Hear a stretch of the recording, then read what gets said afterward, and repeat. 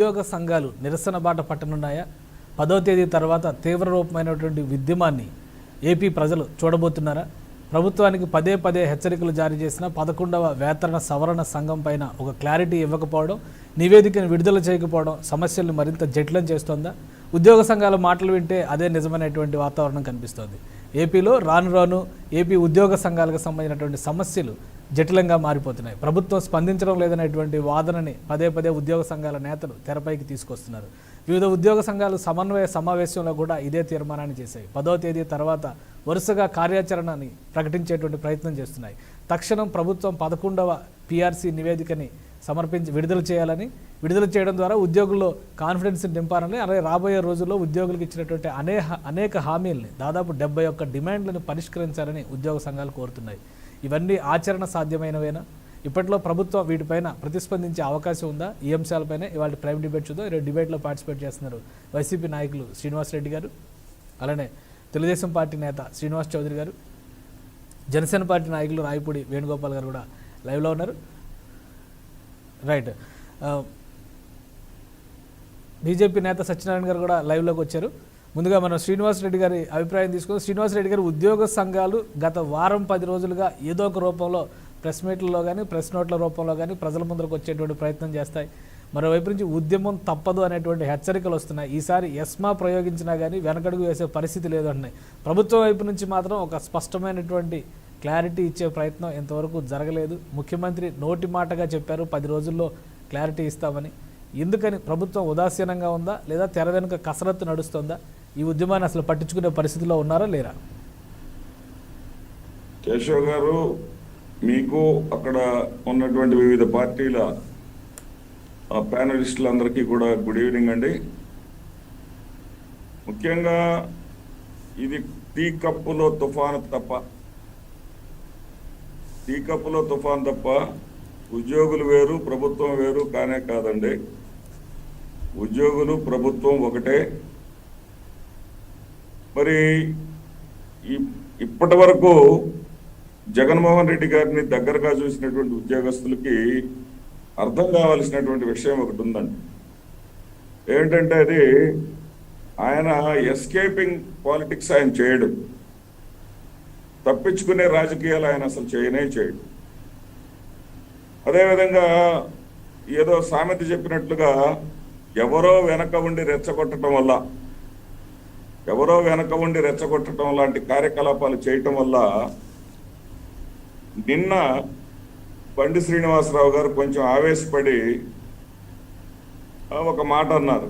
ఏమిటంటే మేము ఏదైనా చేయగలం, అదైనా చేయగలం. ఎందుకంటే ఆయన ఒక 2 నెలల్లో రిటైర్ కాబోతున్నారు. రిటైర్ కాబోయేటప్పుడు తనకేదన్నా మరి ఒక రాజకీయ పక్షం మీద అభిమానం ఉందేమో, ఆ రాజకీయ పక్ష అభిమానం కోసం వాళ్ళు ఇచ్చినటువంటి మరి విషయాలను ఏమన్నా బయట పెట్టారేమో. కానీ నేను అనుకోవటం అది చిత్తశుద్ధి లేని శివపూజ కింద వస్తుంది. ఏదో తుఫాను దారి మళ్ళినట్టుగా ఉంటుందండి. తుఫాన్ అనేది నిజంగా ఉద్యోగస్తుల, కార్మికుల ప్రయోజనాల కోసము, వాళ్ళ కోసమే పనిచేయాలి. ఇక్కడ సోదరులందరికీ కూడా ఒక చిన్న విషయం మాత్రం, నేను ఒక వాస్తవాన్ని నేను చెప్పదలుచుకున్నాను. ఏంటంటే పిఆర్సీకి సంబంధించి 11వ వేతన సవరణ రిపోర్టును బయట పెట్టకపోవడం అనే దాన్ని సోదరులందరూ అనుమానిస్తూ ఉన్నారు. ఏమిటంటే ఇటీవల కాలంలో ఒకటి జరిగింది. పక్కన తెలంగాణ రాష్ట్రంలో వాళ్ళకి ఇవ్వాల్సినటువంటి పెండింగ్ డిఏలన్నింటినీ కూడా 36 విడతలుగా, ఇప్పుడు మనం జగన్మోహన్ రెడ్డి గారు ముఖ్యమంత్రి అయిన తర్వాత 2 విడతలుగా డిఏలు విడుదల చేయడం జరిగిందండి. 4 విడతలు పెండింగ్ ఉన్నమాట వాస్తవం. అయితే ఆ 2 విడతలు విడుదల చేసేటటువంటి క్రమంలో ఆయన ఏం చెప్పారంటే 3 విడతలుగా ఇవ్వాల్సినటువంటి బకాయిలను విడుదల చేస్తామని చెప్పడం జరిగింది. అయితే మొన్న లేటెస్ట్గా ఒక విడుదల చేసినటువంటి దాంట్లో ఆ బకాయిలు రాకపోవటం వల్ల కొంత ఆందోళన సోదరుల్లో ఉండొచ్చు. కానీ రాష్ట్ర ఆర్థిక పరిస్థితులు దృష్టిలో పెట్టుకొని ఉద్యోగుల సంఘంతో ప్రభుత్వం దాదాపు ఉద్యోగుల సంఘానికి చెందినటువంటి ఒక నాయకుడినే ప్రభుత్వం సలహాదారుగా కూడా తీసుకుంది. ఉద్యోగ సోదరులందరికీ కూడా తెలుసు. ఖచ్చితంగా ఉద్యోగస్తులను కలుపుకొని పోతుంది. మరి ప్రజాస్వామ్యంలో వాళ్ళకు ఉన్నటువంటి హక్కు అది, వాళ్ళ నిరసన తెలియజేయటం. 10వ తారీఖు తర్వాత 11వ తారీఖు నుంచి మేము నిరసన తెలియజేస్తామని చెప్పడం జరిగింది. కానీ ఇక్కడ ఉద్యోగ సోదరులు అర్థం చేసుకోవాల్సినటువంటి విషయం ఏంటంటే, ఎన్టీ రామారావు గారు లేదా చంద్రబాబు నాయుడు గారు పరిపాలించినటువంటి కాలంలో లాగా మేమేమి ఉద్యోగస్తులకి వ్యతిరేకంగా పేజీలు అడ్వర్టైజ్మెంట్లు ఇవ్వలేదండి. మీరు ఒకసారి గతంలోకి వెళ్తే కేశవ్ గారు ఎన్టీ రామారావు గారి టైంలో, మరి ఇది చంద్రబాబు నాయుడు అది మాట్లాడదాం, మనం హిస్టరీ మాట్లాడదాం. ప్రెసెంట్ ముందు డిస్కస్ చేద్దాం. డబ్బంతా ఉద్యోగస్తులకే ఖర్చు అవుతుంది అనేటటువంటి పేపర్ ప్రకటనలు మనం చూసాం. అలాంటి ప్రకటనలు కూడా మేము చేయటంలా. ప్రభుత్వం యొక్క చిత్తశుద్ధిని మీరు అర్థం చేసుకోవాలి. ప్రకటనలు చేయాల్సిన అవసరం లేదు శ్రీనివాస్ రెడ్డి గారు. మీ పిఆర్సీ రిపోర్ట్ రిలీజ్ చేస్తే చాలు. అదొకటే కదా అడుగుతుంది, ప్రధానమైన డిమాండ్ అదే కదా. ప్రకటనలు ఎందుకు? ఇంకా పిఆర్సీ రిపోర్ట్ పలానా తేదీని రిలీజ్ చేస్తామని చెప్పండి, సమస్య ఉండదు కదా సార్. ఖచ్చితంగా దానికి సంబంధించినటువంటి ప్రకటన ప్రభుత్వం దగ్గర నుంచి 11వ తేదీ లోపులోనే వస్తుందని నా దగ్గర ఉన్నటువంటి సమాచారం. రైట్ శ్రీనివాస్ చౌదరి గారు, మీరు ఏమంటారు? తెర వెనుక ఉండేటువంటి కుట్రలు, తెర వెనుక ఉండేటువంటి రాజకీయాల వలన బండి ఈ వ్యాఖ్యల్ని ఆ విధంగా చూడాలా? బండి శ్రీనివాసులు గారి వ్యాఖ్యల్ని, లేదా ఆయన రిటైర్మెంట్ ప్రకటన ఇది కాబట్టి పెద్దగా సీరియస్గా తీసుకోవాల్సిన విషయం కాదని అనుకోవాలా? సరే, మొదట 99 ప్రేక్షకులకి, మీకు తానున్న వైసీపీ, జనసేన, బీజేపీ మిత్రులకు కూడా నా నమస్కారాలు. ఈ వైసీపీ ప్రభుత్వం ఏది సీరియస్గా తీసుకోస్తారు. సీరియస్నెస్ ఉండదు ఈ గవర్నమెంట్కి. ఎందుకంటే రాష్ట్ర ప్రభుత్వం ఉందా లేదని ప్రజలకే డౌట్గా ఉంది. వీళ్ళు ఎంతసేపు అయినా ఐఏఎస్, ఐపీఎస్ అధికారులు, మంత్రులు వీళ్ళందరూ ఇచ్చే ఆదేశాలు అమలు చేయాల్సింది ఎవరు సార్? కార్యనిర్వాహక వ్యవస్థ అంటే ఉద్యోగులు. వీళ్ళు 13 లక్షల మంది ఉన్నారు. వీళ్ళకి ప్రతి నెల జీతాలు ఇవ్వాలి. వీళ్ళు పడే కష్టానికి రాజ్యాంగం ఇచ్చిన హక్కు అది. లేబర్ యాక్ట్ ప్రకారం, కార్మిక శాఖ ప్రకారం కార్మిక మంత్రి కూడా ఉంటాడు. రాజ్యాంగంలోనే పొందుపరిచారు. సరే, 11వ పిఆర్సీ ఇచ్చి ఏడాది అయింది నివేదిక. దాన్ని బయట పెట్టట్ల. నివేదిక ఇవ్వలేదని నాయకులు అంటున్నారు, కానీ ఇచ్చేశారు. ఇచ్చేసి సంవత్సరం అయింది, అది బయట పెట్టట్లా, మూసిపెట్టారు. డబ్బులు ఇవ్వాల్సి వస్తుంది. సజ్జల రామకృష్ణారెడ్డి గారు ఏమంటే ఏకంగా ఒక అడుగు ముందుకేసి మీరు ఉత్తేజపరుస్తున్నారు, ఉత్సాహపరుస్తున్నారు, రెచ్చగొడుతున్నారని ప్రకటిస్తున్నారు. మీరు ఒక రాజకీయ పార్టీ పెట్టుకోండి, ఎందుకు ఈ ఉద్యోగ సంఘాలను కూడా ప్రకటించాడు. సంవత్సరానికి 50,000 కోట్ల రూపాయలు మాకు భారంగా ఉంది, బడ్జెట్లో ఉద్యోగులు జీతాలు ఇవ్వలేకపోతున్నాను కూడా చెప్పారు. సో నేను ఒక మాట అడుగుతున్నాను సార్, మొత్తం నవరత్నాలు కానీ వీళ్ళ ప్రభుత్వ పథకాలు కానీ అమలు చేయాలంటే ఎవరు చేయాలి? ప్రభుత్వ ఉద్యోగాలు చేయాలి. ఆ ప్రభుత్వ ఉద్యోగులు మీరు సరిగా చూసుకోలేకపోతే ఉట్టికెక్కలేనమ్మ స్వర్గానికి అడెక్కుతుంది సార్. వీళ్ళు రాజధాని నిర్మించలేరు, పోలవరం కట్టలేరు, అభివృద్ధి చేయలేరు, రాష్ట్రాన్ని ఆదాయ వనరులు ముంచలేరు. ఇంకేది చేయలేని వాళ్ళు ఉద్యోగాలు జీతాలు అంటే ఇవ్వగలరు? ఇప్పటికే దినదినగనం అప్పుల బాధలు సాయని పరిస్థితులు అయిపోయింది. అప్పుల ఆంధ్రప్రదేశ్గా మార్చేశారు. ఎప్పుడూ లేదు. 1956 నుంచి ఇప్పటి వరకు కాంగ్రెస్ కానీ తెలుగుదేశం కానీ అన్ని అప్పులు చేస్తే 3,08,000 కోట్లు అయింది. ఒక 2 సంవత్సరాల్లోనే వైకాపా ప్రభుత్వం 3,15,000 కోట్లు అప్పు చేసింది. ఆ 3,15,000 కోట్ల రూపాయలు ఎక్కడ పెట్టారు? వీళ్ళకి ఇయ్యచ్చుగా జీతాలు. ఎందుకు అన్యాయంగా అక్రమంగా ఉద్యోగులు పట్టగొడుతున్నారు? మీరు వాళ్ళు ఉద్యమాలు చేయమని చెప్పి మీరు నెట్టేస్తున్నారు కదా. మీరు ఈ 3,15,000 కోట్ల రూపాయలు ఏం చేశారు? ఎవరు సంక్షేమ కార్యక్రమాలు ఎవరు జేబులు నింపారు? నవరత్నాలు ఎవరు మింగేసి నవగ్రహాలు ఏవి? మరి కనీసం డ్యాము తెగిపోతే 4 కోట్ల రూపాయలు గేటు పెట్టి ఆపలేరు, ఉద్యోగస్తులు జీతభత్యాలు ఇవ్వలేరు.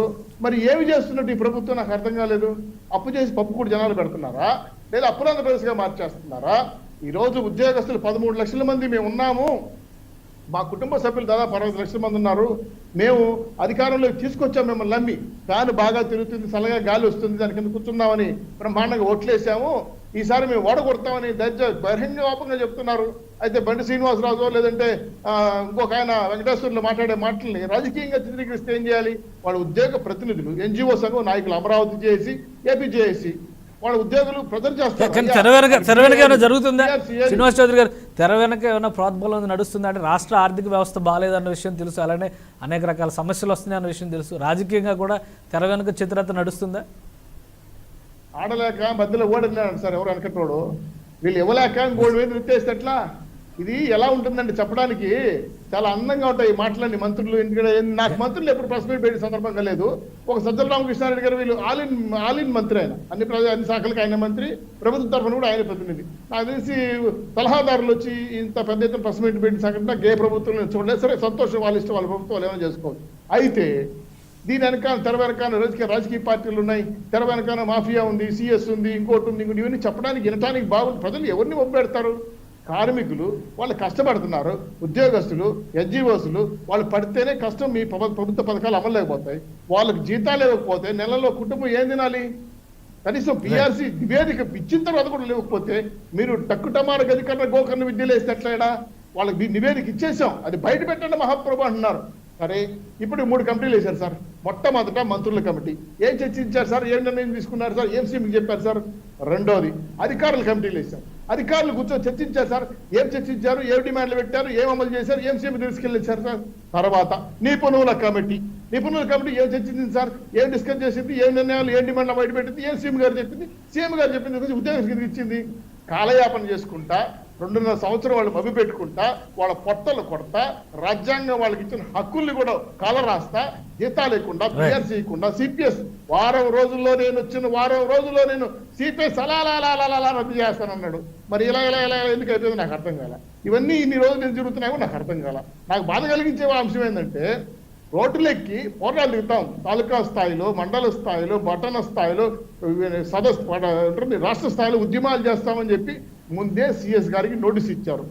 నోటీస్ ఇచ్చినప్పుడు ఈ నిపుణుల కమిటీ, మంత్రుల కమిటీ, అధికారుల కమిటీ ఇచ్చిన నివేదికలు అంటే 3 నివేదికలు పోయినాయి సీఎం గారికి. మరి ఏం చేస్తున్నారు సార్?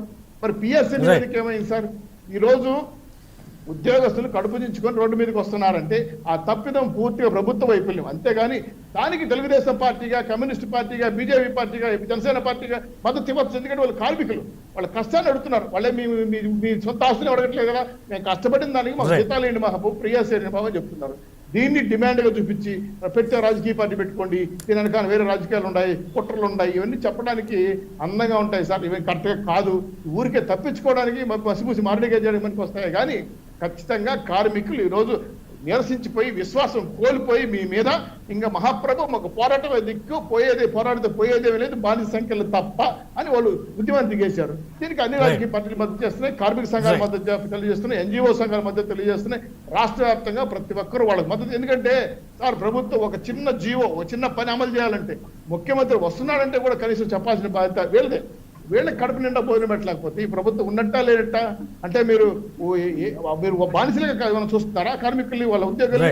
అందుకే అదే వాళ్ళు అడిగేది మాటలు కాదు సార్. కార్మిక నాయకులు వాళ్ళ సంఘాల మీటింగ్లు ఓపెన్ గా మాట్లాడిన మాటలు దానికి రంగులు పూశారు. ఎమ్మెల్సీగా వస్తారా, ఇంకొక రాజకీయ పార్టీ పెట్టుకుంటాడా? ఏం సార్ ఇది? వాళ్ళు కడుపు పంట అడిగితే మీకు రాజకీయ పార్టీలు గుర్తొచ్చాయా, కుట్రలు గుర్తొచ్చాయా? అంటే మీరు ఈ లక్షల 152 మంది సలహాదారులు పెట్టుకొని లక్షల జీతాలు ఇస్తా ఉంటే వాళ్ళు మాత్రం కార్మికులు కాదా కనపడడం లేదు, వాళ్ళకి కార్మికులు కనపడడం లేదు. ఆ సలహాదారులకు డబ్బులు ఇచ్చేది సత్యనారాయణ గారు, ఉద్యోగ సంఘాలకు సంబంధించినటువంటి డిమాండ్లను ప్రభుత్వం సానుకూలంగానే చూస్తుంది అనేది ఒకవైపు నుంచి శ్రీనివాసరెడ్డి గారు క్లారిటీ ఇచ్చారు. మరోవైపు నుంచి చూస్తే ఉద్యోగ సంఘాలు వ్యవహరిస్తున్న తీరు రాజకీయ పార్టీల ప్రోద్బలంతో నడుస్తున్న తీరులా కనిపిస్తుందా? అటువంటి వారందరూ కూడా నాకు నమస్కారాలండి. అయితే వాస్తవంగా జగన్మోహన్ రెడ్డి గారు పాదయాత్ర సందర్భంగా అప్పటికే విభజిత ఆంధ్రప్రదేశ్లో ఉన్నటువంటి ఉద్యోగ సంఘాల యొక్క అవసరాలు ఆ ప్రభుత్వం తీర్చలేనటువంటి పరిస్థితుల్లో కొన్ని హామీలు జగన్మోహన్ రెడ్డి గారు ఇవ్వడం జరిగింది.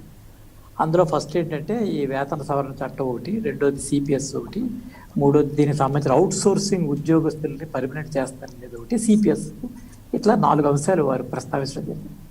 అయితే వారు అధికారంలోకి వచ్చిన తర్వాత ఈ పిఆర్సీకి సంబంధించినటువంటి నివేదిక అశుతోష్ మిశ్రా అనేటటువంటి ఒక రిటైర్డ్ ఐఏఎస్ ఆఫీసర్ ఆల్రెడీ దీనికి సంబంధించినటువంటి నివేదికను ప్రభుత్వం దగ్గరికి ఇవ్వడం జరిగింది. అయితే ప్రభుత్వం ఇందులో విషయాలు బహిర్గతం చేయకుండా తన దగ్గర అట్టే పెట్టుకుని వాళ్ళు ఏం చేశారంటే జగన్మోహన్ రెడ్డి గారు ఇంట్రీమ్ రిలీఫ్ కింద 27% బేసిక్ని ఆధారం చేసుకుని వారు గడిచిన ఈ 2.5 సంవత్సరాలు బట్టి ఉద్యోగస్తులకి 27% ఆధారంగా వారు రిలీజ్ చేయడం జరిగింది. అంటే సబ్జెక్ట్ టు ద కండిషన్స్ ఏంటంటే ఈ యొక్క నివేదికలో ఇచ్చేటటువంటి దానికి లోబడి 27% ఇవ్వడం. అంటే ఫర్ ఇన్స్టెన్స్ అందులో 35% కనుక ఇచ్చినట్టయితే ఆ డిఫరెన్స్ 27% అంటే మిగిలిన 8% కూడా వాళ్ళకి దశల వారీగా కానీ లేకపోతే ఇన్స్టెంట్గా కానీ ఇవ్వడం కోసం ప్రభుత్వం చేసినటువంటి ఒక రకమైనటువంటి యోచనతోటి ఈ ఇంట్రీమ్ రిలీఫ్ని విడుదల చేయడం జరిగింది.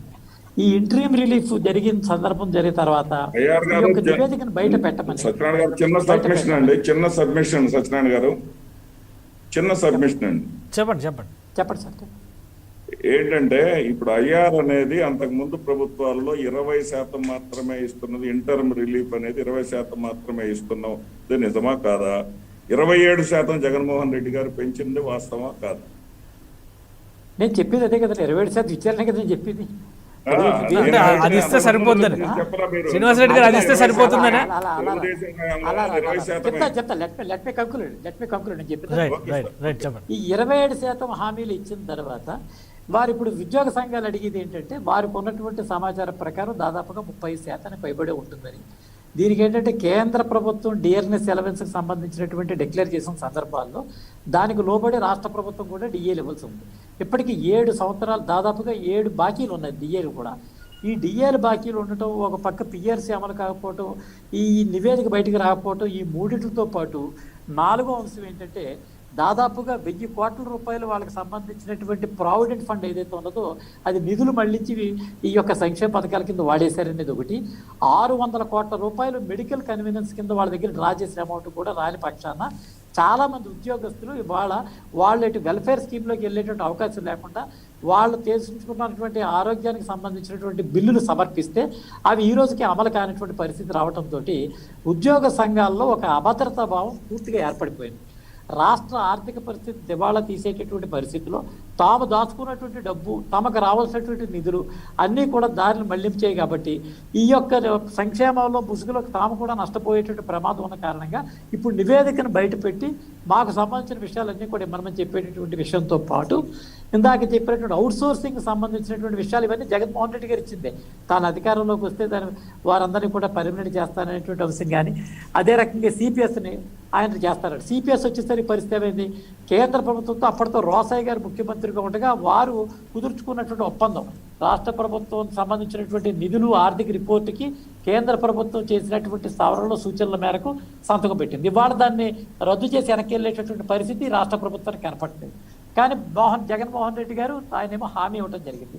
ఇచ్చిన హామీని నిలబెట్టుకోమనేటటువంటి ఒత్తిడి ఈ పక్కన పెరిగిపోతూ ఉంది.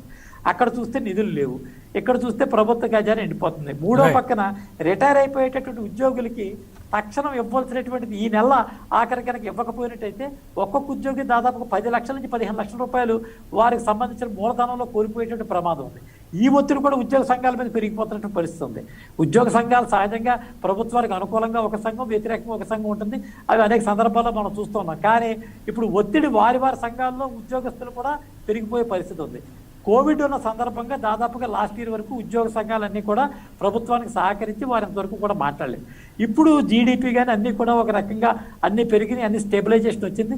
ఓ పక్క మన పక్క రాష్ట్రంలోనే అక్కడ ఉన్నటువంటి ఉద్యోగ సంఘాల వారు ఆ ప్రభుత్వాలన్నీ కూడా విడుదల చేయటం, ఈ రాష్ట్రంలో ఉన్నటువంటి వారు వ్యత్యాసం చేసుకోవటం, ఈ రకమైనటువంటి అన్ని ఒత్తిళ్లతోటి వాళ్ళ ఉద్యోగ సంఘాలు రోడ్డుపైకి వచ్చేటువంటి పరిస్థితి ఉంది. ఈ ఉద్యోగ సంఘాలను ఉద్దేశించి ప్రభుత్వం సంయమనంగా మాట్లాడవలసినటువంటి వారు ఏమంటున్నారు? నీకు ఎప్పుడొకప్పుడు వస్తుంది కదా, 1వ తేదీ కాబట్టి 5వ పెన్షనర్స్ ఏమన్నారు, 6వ తేదీ వస్తుంది, మాకు కూడా 1వ తేదీ ఏమన్నా పెన్షనర్స్ మొన్న అడిగారు. నీకు ఎప్పుడైతేనంటే 1వ తేదీ అయితే 6వ తేదీ అయితే నువ్వు ఎందుకు ఒప్పుపట్టలేవనేమో వాళ్ళ మీద చిరగబడ్డారు. ఈ రకంగా ప్రభుత్వం ఎదురుదాడి చేయటం, ఉద్యోగ సంఘాలు ఇవన్నీ కూడా మొత్తం ఇవన్నీ మెరసి ఇవాళ ఈ ఉద్యోగ సంఘాల నుంచి వచ్చే పరిస్థితి ఉంది. కాబట్టి ఈ స్థూలంగా దీనికి సంబంధించిన విషయాలన్నీ ఒకసారి మదించినట్టయితే దీనికి సంబంధించిన వ్యవహారాలే ఇప్పుడు తాజా రాజకీయ పరిస్థితుల్లో ఏదో ఉత్పన్నం అవుతుంది. అందుకనే మాపై మీరు నాసా పెట్టండి, ఎస్పా పెట్టండి, ఇంకోటి పెట్టండి, ఏం పెట్టినా సరే మేము ఎదరికి వెళ్తాం అనేటటువంటి పరిస్థితి బలవంతంగా ఉద్యోగ సంఘాలను ఆందోళన వైపు మళ్లించేటటువంటి పరిస్థితికి ప్రభుత్వం వెళ్తారు. ఇప్పటికన్నా మించింది లేదు. దాని రిపోర్ట్ను ఓపెన్ చేయండి, దానికి సంబంధించిన నివేదిక ఇవ్వండి, ఆర్థిక పరిస్థితుల మీద శ్వేతపత్రం విడుదల చేయండి. మీరు 1000 కోట్లు 1600 కోట్లు వాడిన అటువంటి విషయాల మీద ఏ రకంగా ఇస్తారనేటువంటి విషయం కూడా చెప్పే పరిస్థితి ఉంది. దీని మీద చెప్తే తప్ప ఈ ఉద్యోగ సంఘాలు శాంతించే పరిస్థితిలో ప్రతిపక్షం సహజంగా మేము రూలింగ్ పార్టీస్ అవుంటే కార్నర్ చేస్తాం. రూలింగ్ గవర్నమెంట్ అందులో అనుమానం ఏముంది? ఇవాళ ఇవన్నీ కూడా మేము ఫెయిల్యూర్స్ ఆఫ్ గవర్నమెంట్ కింద చెప్పుకుని వెళ్తాం. ప్రజాబాహుళ్యంలోకి వెళ్ళి వారి మద్దతుగా ఉండేటువంటి పరిస్థితి ఉంది. కాబట్టి ఈ రకమైన వ్యవహారంతో మేము రాజకీయ పార్టీలు కూడా పనిచేస్తాం. వేణుగోపాల్ గారు, ఉద్యోగ సంఘాల్లో నెలకొన్న ఆందోళన కేవలం ఒక అభూత కల్పన మాత్రమే. అనవసరంగా కొంతమంది రిటైర్మెంట్కి దగ్గర ఉన్నటువంటి ఉద్యోగ నాయకులు రెచ్చగొడుతున్నారంటే ఒప్పుకోవచ్చా? ప్యానల్లో ఉన్నటువంటి పెద్దలకు, మీకు అవినిగడ్డ నియోజకవర్గం తరపున ఉదయపూర్వకమైనటువంటి నమస్కారాలు తెలియజేస్తున్నాం. ప్రధానంగా ఇందాకడ వైసీపీ నాయకులు చెప్పేటువంటి విధానం కనుక ఏంటంటే, రోమ్ నగర్ తగలడిపోతుంటే రాజుగారు గదిలో కూర్చుని పిడేలు వాంచుకున్నటువంటి విధంగా ఇవాళ వైసీపీ ప్రభుత్వం యొక్క పరిస్థితి ఉంది. ఎందుకంటే ఇవాళ కడుపు కాలి మా కష్టాన్ని మీరు దోసుకుంటున్నారు, మాకు ఇవ్వాల్సినటువంటి మాకు న్యాయమైనటువంటి కోరికలను తీర్చండి మహాప్రభు అని చెప్పి వాళ్ళ రోడ్ల మీదకి వస్తే వాళ్ళకు కూడా రాజకీయాలు అంటగడటం, 2 నెలల్లో రిటైర్డ్ అయిపోతాడు కాబట్టి ఈ పరిస్థితుల్ని తీసుకురావటం అనేది చెప్పేటువంటి మాటలు మాత్రం కన్నీళ్లు తెప్పించేటువంటి. ఇవాళ భారత రాజ్యాంగం కల్పించేటటువంటి హక్కులని 30 నెలల్లో మీరు కాల రాసి ఇవాళ ఉద్యోగ సంఘాలు ఆ రకంగా రోడ్ల మీద ఎక్కి నల్ల బ్యాడ్జీలు పెట్టుకుని వాళ్ళు పని చేస్తూ మా కడుపు నింపండి మహాప్రభు అంటే ఇవాళ మీరు రాజకీయం అంటగడుతున్నారు. ఇవాళ 11వ ఆర్థిక సంఘం అసలు వాళ్ళు తెలుగుదేశం పార్టీ ఓడిపోతానికి గల ప్రధాన కారణం ఏంటి? ఆనాడు 2018లో పిఆర్సీ నివేదిక చాలా స్పష్టంగా ప్రభుత్వానికి అప్పగించినా కూడా దాన్ని చీల్డ్ కవర్లో పెట్టి తెరవకోకుండా న్యాయం చేయకపోవడం వల్ల ఉద్యోగ సంఘాల్లో మార్పు అనేది ఆ రోజునే ప్రారంభమైంది. తర్వాత 2 డిఏలు ఉన్నటువంటి తెలుగుదేశం ప్రభుత్వంలో మరి అప్పుడు జగన్మోహన్ రెడ్డి గారు నేనున్నాను నేను వస్తున్నాను అని చెప్పి ఒకళ్ళు ముద్దులు పెట్టుకుని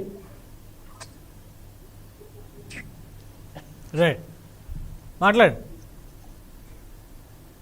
వేణుగోపాల్ గారు ఆడియో మ్యూట్ అయింది. మీ ఆడియో మ్యూట్ అయింది. వేణుగోపాల్ గారు ఆడియో మ్యూట్ అయింది. ఎందుకంటే మేము ఒకటే చెప్తున్నాం, ఇవాళ ఇందాక చెప్పినట్టు పెద్దలు చెప్పినట్టు వైసీపీ నాయకులు పెద్దలు చెప్పినట్టు ప్రభుత్వం అనేది ప్రభుత్వ ఉద్యోగులు శాశ్వతమైన వాళ్ళు. ప్రభుత్వంలోకి వచ్చి ప్రభుత్వాన్ని నడిపే వాళ్ళు రాజకీయ నాయకులు. వాళ్ళు 5 సంవత్సరాల కాలం పూర్తి బాగానే వాళ్ళు ఇంటికి వెళ్ళిపోయేటువంటి పరిస్థితి రాజకీయ పార్టీ. ఇవాళ ప్రజలకు కావాల్సినటువంటి బాగోగులు, వారికి కావాల్సినటువంటి పథకాలని అమలు చేసేది దాదాపుగా వాళ్ళు ఉద్యోగంలో చేరినప్పటి నుంచి వాళ్ళు రిటైర్డ్ అయ్యే వరకు కూడా వాళ్ళు ఒళ్ళు హోనాన్ చేసుకుని వాళ్ళు కష్టపడుతుంటే వాళ్ళకి రావాల్సినటువంటి పిఆర్సీ కానీ వారికి రావాల్సినటువంటి డిఏలు కానీ ఇందాక సత్యనారాయణ గారు చాలా వివరంగా చెప్పారు. అందులో నేను ఇంకా ఎక్కువ లోతుగా వెళ్ళదలుచుకోవాలి. ఇవాళ 1000 కోట్లు పెన్షనర్కి రావాలి. ఇవాళ పెన్షన్ మేము చిన్న ఉదాహరణ చెబుతా.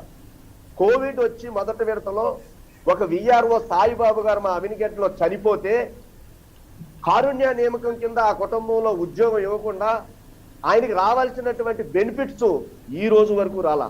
జనసేన పార్టీ దాన్ని భుజాన్ని వేసుకుని ఆర్డీఓ గారి దగ్గరికి కలెక్టర్ గారి దగ్గరికి ఆ చనిపోయినటువంటి భార్యని తీసుకుని మేము ఇప్పటికి కూడా పోరాటం చేస్తున్నటువంటి విషయాన్ని చూసైనా మరి ఈ వైసీపీ కళ్ళు తెరవాలని చెప్పి మేము అంటున్నాం. ఎందుకంటే మీరు చెప్తున్నారు ఇవాళ మేము వస్తున్నాం, వారం రోజుల్లో సిపిఎస్ రద్దు చేస్తామన్నారు. మీరు ఏం ఆలోచించి హామీ ఇచ్చారు? ఇవాళ సిపిఎస్ విధానం వల్ల అనేక రకాలైనటువంటి 11 సంవత్సరాల నుంచి ఉద్యోగ సంఘాల పోరాటంలో ఎంతో నష్టపోతున్నారు. ఇవాళ మీరు 2250 రూపాయలు వారు పెన్షన్ ఇస్తున్నారు. అదేవిధంగా 30 సంవత్సరాలు కష్టపడినటువంటి ప్రభుత్వ ఉద్యోగి ఈ సిపిఎస్ విధానంలో ఉన్నటువంటి ఉద్యోగులు రేపొద్దున రిటైర్డ్ అయితే కనీసం వాళ్ళకు 900 కూడా రానటువంటి పరిస్థితుల్లో వాళ్ళు ఉన్నారు. ఎందుకంటే ఇవాళ వాళ్ళు పనిచేసే దాంట్లోంచి 10% మీరు తీసుకుని ఎక్కడో స్టాక్ మార్కెట్లో మీరు పెట్టుబడులు పెట్టి ఆ డబ్బులు వస్తే మీకు పెన్షన్ ఇస్తామనేటువంటి ఈ ప్రభుత్వాల యొక్క బోటకమైనటువంటి మాటలు ఆ రోజు నమ్మటం వల్ల ఇవాళ సిపిఎస్ విధానం రద్దు చేయండి మహాప్రభు అని చెప్పి ఉద్యోగ సంఘాలు రోడ్డెక్కి టెంటలేసి మాకు దానివల్ల నష్టం కలుగుతుంది, మరి మాకు ఇబ్బంది కలుగుతుంది అని చెప్పి చెప్తున్నారు. ఒక సిపిఎస్ ఉద్యోగి కనుక ఉద్యోగం చేస్తూ మరణిస్తే మిగిలినటువంటి కాలం వరకు కుటుంబ సభ్యులకి వస్తుంది. కానీ ఈ సిపిఎస్ విధానంలో రిటైర్ అయిపోయిన తర్వాత ఇక ఎవరికి వచ్చేటువంటి పరిస్థితి లేవు. ఇవన్నీ కూడా అధ్యయనం చేసి మాకు ఎన్ని నష్టాలు ఉన్నాయి, తక్షణమే సిపిఎస్ ని రద్దు చేయండి, మాకు రావాల్సినటువంటి నివేదిక బయట పెట్టండి. ఇవాళ రేట్లు చూస్తే, ఇవాళ పెట్రోల్ చూస్తే పెరిగిపోయింది, నిత్యావసర సరుకులు చూస్తే ఆకాశాన్ని అంటుతున్నాయి. మేము బ్రతకలేనటువంటి పరిస్థితులు ఉన్నాయి. మా రక్తాన్ని, మా శ్రమని దోసుకోమాకండి. మేము చేసేటువంటి శ్రమకి వెలగట్టి అసలు ఆ నివేదికలో ఏముందో తీసి మాకు ఎంత పర్సెంట్ వచ్చిందో మాకు అంతవరకు ఇవ్వమంటున్నారు తప్ప లేని గొంతెమ్మ కోరిక ఎక్కడ కూడా ఉద్యోగ సంఘాలు కోరటం లేదు అనేటువంటి విషయం ఈ ప్రభుత్వం గుర్తించుకోవాలని చెప్పి మా జనసేన పార్టీ తరఫున గుర్తు చేస్తున్నాం. ఇవాళ వాళ్ళు రోడ్డెక్కి ఉద్యమం చేస్తున్నారంటే ఇవాళ అసలే అరాకొరా ఉన్నటువంటి ఆర్థిక వ్యవస్థ చిన్నాభిన్నం అయిపోయి ప్రభుత్వం నడపలేనటువంటి పరిస్థితుల్లో ఇవాళ ఉద్యోగ సంఘాలు కూడా కాడి పడేస్తే ఇవాళ నమ్ముకున్నటువంటి ప్రజలు ఈ భారత రాజ్యాంగం ప్రకారం కల్పించినటువంటి హక్కులను కోల్పోతుంటే ఇంకా ఈ ప్రభుత్వాన్ని మీరు ముందుకు ఎలా తీసుకెళ్తారు? మీరు ఇచ్చే 5,000, 10,000 అమ్మఒడి, నానఒడి, లేకపోతే ఆ ఒడి ఈ ఒడి అని చెప్పి పేద ప్రజల్ని మోసం చేస్తూ ఓటు బ్యాంక్ రాజకీయం కోసం పనిచేస్తున్నారు తప్ప అభివృద్ధికి ఆమెను దూరంలో పెట్టి అభివృద్ధి అనేది లేకుండా ఇవాళ రోడ్ల మీద తట్ట మట్టి వేయకుండా ప్రజలు అల్లాడిపోతుంటే మీరు నగరంలో మరి భవనంలో కూర్చుని పిడియలు పంచుకుంటూ ఏవైనా ధర్మమా అని చెప్పి ప్రశ్నించే వాళ్ళ మీద మీరు విమర్శించడం మానుకోండి. ఫస్ట్ విషయం మీద రండి, విషయాన్ని ఆలోచించండి, ఉద్యోగ సంఘాలకు న్యాయం చేయండి అని చెప్పి మా జనసేన పార్టీ పూర్తిగా ఉద్యోగ సంఘాల తరఫున కోరుతున్నాం. వాళ్ళకి న్యాయం చేయాలని చెప్పి డిమాండ్ చేస్తున్నాం. రైట్, శ్రీనివాస్ రెడ్డి గారు మీరు అంటారు ఉద్యోగ సంఘాలు మొదటి నుంచి అడుగుతుంది ఒకటే పిఆర్సీ నివేదికను రిలీజ్ చేయండి. ఆల్రెడీ వేణుగోపాల్ గారు చెప్పినట్టుగా ఆ రోజు సీల్డ్ కవర్లో పెట్టడం వల్లే చంద్రబాబు నాయుడు గారిని కూడా సీల్డ్ కవర్లో పెట్టేశారనేటువంటి వాదన ఉంది. ఎందుకని జగన్ ప్రభుత్వం కానీ సర్కార్లో ఉన్నటువంటి పెద్దలు కానీ ఈ విషయంలో ఒక క్లారిటీ ఇవ్వలేని పరిస్థితిలో ఎందుకున్నారు? ఇప్పటి వరకు మాట్లాడిన సారు నేను ఉద్యోగ సంఘాల నుంచి అనుకున్నానండి. చివరిలో జనసేన అని చెప్పడంతో నాకు ఇక సమాధానం చెప్పాల్సిన అవసరం నాకు కనపడలేదు. ఎందుకంటే 4.92% అనేది 4.192% అనేది లేటెస్ట్ గా ఇవ్వాల్సినటువంటి మొన్న వచ్చినటువంటిది. సెంట్రల్ గవర్నమెంట్ ఎంతైతే ఇచ్చిందో అదే పరిధిలో రాష్ట్ర ప్రభుత్వాలు కూడా నిర్ణయాలు తీసుకుని ఇస్తాయి, దాన్ని కాదంట్లా. నేనేమనుకున్నానంటే ఉద్యోగాల సంఘాలు ఇప్పుడు రాజకీయ పార్టీలు తెలుగుదేశం పార్టీ, జనసేన పార్టీ అర్జెంటుగా ఈ నవరత్నాలు ఆగిపోవాలి, పేద ప్రజలు నోళ్లు మోయించాలి, పేద ప్రజలు నోళ్లు కొట్టాలి, పేద ప్రజల్ని బజారుకి ఎట్టాలి, పేద ప్రజల్ని అసలు బతకనేయకూడదు, పేద ప్రజలకి అన్నం పెట్టకూడదు, పేద ప్రజల్ని గాలికి వదిలేయాలి అని మాట్లాడుతూ ఉంటాయి. అది పెద్ద పట్టించుకోవాల్సిన పని లేదు. అయితే కొంత సంయమనం ఉద్యోగస్తులు, ప్రభుత్వంలో భాగస్థులైనటువంటి ఉద్యోగస్తులు కొంత సంయమనం పాటించాలి. మిగతా ప్రభుత్వాలు ఎలా చేసినప్పటికీ కూడా, గత ప్రభుత్వాలు జీతాలలో కోత విధించినప్పటికీ కూడా మరి ఇక్కడ జీతాలు ఒక 50% ఆపారు తప్ప ఎక్కడ కూడా జగన్మోహన్ రెడ్డి గారి ప్రభుత్వం ఏ ప్రభుత్వ ఉద్యోగికి కూడా జీతాలలో కోత విధించలేదు. అదేవిధంగా వెనక ముందుగా ఇస్తున్నారు. ఒక్కొక్క పథకానికి ఇచ్చినటువంటి డబ్బులను చూసి, పథకాల్లో ప్రజల యొక్క ఆనందాన్ని చూసి ఉద్యోగ సంఘాల్లోని వ్యక్తులు ఏడుస్తారని నేను అనుకోను. ఇప్పుడు జనసేన మిత్రులు, తెలుగుదేశం మిత్రులు ఏడ్చారంటే వాళ్ళకి ఏడుపు కొట్టు రాజకీయమే అది. ఏమిటయ్యా అంటే వాళ్ళ ఏడుపు నవరత్నాలు ఆగిపోవాలి, పేదల సంక్షేమం ఆగిపోవాలి, నవరత్నాల గురించి ముందుకు వెళ్ళకూడదు. ఓటీఎస్ విధానంలో ప్రజలు ఎవరైనా డబ్బులు కడతారేమో 10,000, ఏ ఒక్కరు కట్టకూడదు, డబ్బులు రాకూడదు, ఈ పేదలకు బేలు జరగకూడదు, ఆదాయ వనరులు ప్రభుత్వానికి రాకూడదు. అర్జెంటుగా జగన్మోహన్ రెడ్డిని పంపించాలి, అర్జెంటుగా చంద్రబాబు నాయుడు. వేణుగోపాల్ గారు మీరు సమాధానం చెప్పండి. ఏడుపు రాజకీయాలు చేస్తున్నారా ఏంటి? పేద ప్రజలకి అన్నం పెడితే సహించలేని స్థితిలో ఉన్నారా తెలుగుదేశం పార్టీ, జనసేన, బీజేపీ, ఆంధ్రప్రదేశ్లో ఉన్న విపక్షాలు? వాళ్ళు ఈ రాష్ట్రాన్ని నడపటానికి ఎలా నడపాలరా బాబు అని చెప్పి వాళ్ళు ఏడుస్తున్నారు తప్ప జనసేన కానీ ఇక్కడ తెలుగుదేశం కానీ ప్రతిపక్షాలు ఇదే మీరు ఎదురుదాడి ఏంటంటే మీరు ప్రజల మీద ఎదురుదాడి చేయటం, ఉన్న సమస్యను పక్కకు అవబడతాం. ఎందుకంటే నేను చెప్పేది ఏంటంటే గురువింద కింద నలుపు ఎరగదంట. ఇవాళ మీరు ఏదో చేస్తాం ప్రజలకని చెప్పి మీరు ముందుకొచ్చి ఇవాళ ప్రజల్ని ఈ రకంగా ఏడిపించి ఉద్యోగ సంఘాలని ఏడిపించడం ధర్మం అని చెప్పి మేము అడుగుతుంటే ఇవాళ పథకాలు ఎవరు ఆపారండి?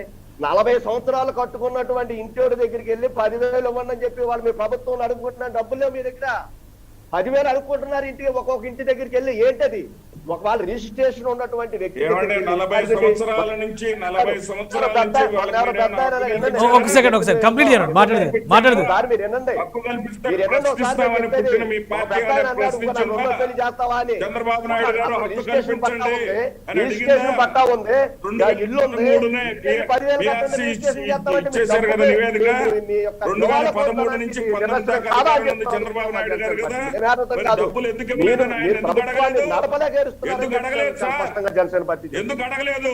అది మాత్రం అప్పుడు నోరు పెద్దలు మూతపడిపోయిందా? గుర్తుపెట్టుకోండి, పెద్దలు గుర్తుపెట్టుకోండి. అప్పుడు ఇప్పుడు మూతపడిపోయిందా? ఇప్పుడు మాటకు మాట మేము ఇచ్చిన డబ్బులు సంక్షేమ ఒక్క సెకండ్ శ్రీనివాస్ రెడ్డి గారు ఒక్క సెకండ్ కంప్లీట్ చేయండి. మీరు మాట్లాడదు కదా. ప్రభుత్వాన్ని నడపలేక మీరు ఏడుస్తున్నారు తప్ప కోట్ల రూపాయల వాళ్ళ జనసేన పార్టీ లక్షల ఎక్కడ డబ్బులు ప్రజలకు సంక్షేమ అండగా ఉంటుంది. కార్యక్రమాలు కష్టాలు ఎక్కడ పేదలకు ఉంటే జనసేన పార్టీ కనబడతాయి. అక్కడ ఉంటుంది. తెలుగుదేశం అన్యాయం జరిగితే డబ్బులు నిలదీస్తాయి ఎటుపోయినాయో ప్రజలు. తెలుగుదేశాన్ని ఇదే మా అడగండి పవన్ సార్. కళ్యాణ్ గారి మమ్మల్ని కాదు అడగాల్సింది మీరు.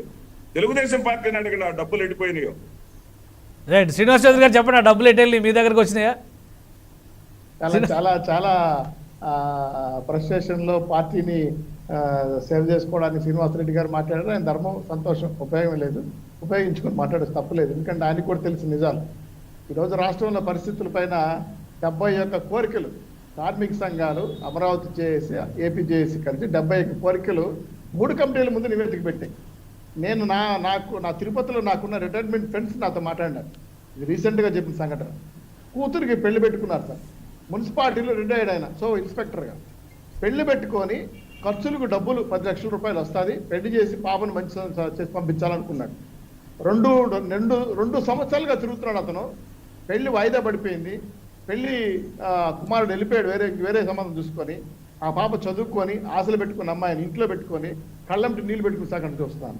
సార్ నేను ఒకటి అడుగుతున్నాను సార్, జీపీఎఫ్, ఎల్ఐసి, అదేవిధంగా సరెండర్ లీవులు, మెడికల్ రీఎంబర్స్మెంట్ లేకపోతే చాలా మంది ఉద్యోగస్తుల్లో కన్ఫైన్డ్ సబ్జెక్ట్, ఎందుకంటే అనవసర విషయాన్ని మాట్లాడదలుచుకోవాలి.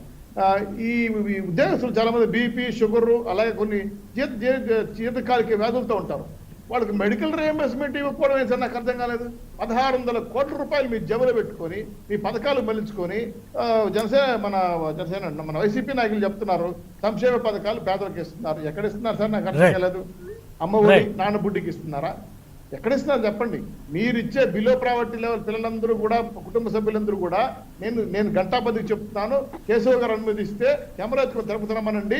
ఈ సంక్షేమ పథకాలు ఇచ్చే బిలో ప్రావర్టీ మనుషులందరూ కూడా సాయంత్రానికి వెళ్ళి ఈ డబ్బులు కానీ ఒకటి అంటే శ్రీనివాస్ చౌదరి గారు మీరు కూడా నవరత్నాలు అనగానే నవగ్రహాలు అంటున్నారు. మీరు కూడా శ్రీనివాస్ చౌదరి గారు నవరత్నాలు అనగానే నవగ్రహాలు అంటున్నారు. అంటే ఎటుపోతున్నాయి డబ్బులు? ఎటుపోతున్నాయి? మీరు రాలేదంటారు, వైసీపీ వాళ్ళు రాలేదంటారు, ప్రజలకు అందట్లేదంటారు. ఎటుపోతున్నాయి డబ్బులన్నీ? నవగ్రహాలు నవరత్నాలు మింగేనా? నవగ్రహాలు ఎవరు అడగండి. సంక్షేమ పథకాల పేరు మీద జేబులు ఎవరు చేతులకు పోతున్నా నాకు అర్థం కావాలి. ఆ విషయాలపైన మాట్లాడడానికి ఫ్యాక్టరీ కమిటీ లాగా మనం నిర్ణయించుకుందాం. చెప్పండి, ఇంటికి తిరుగుదాం.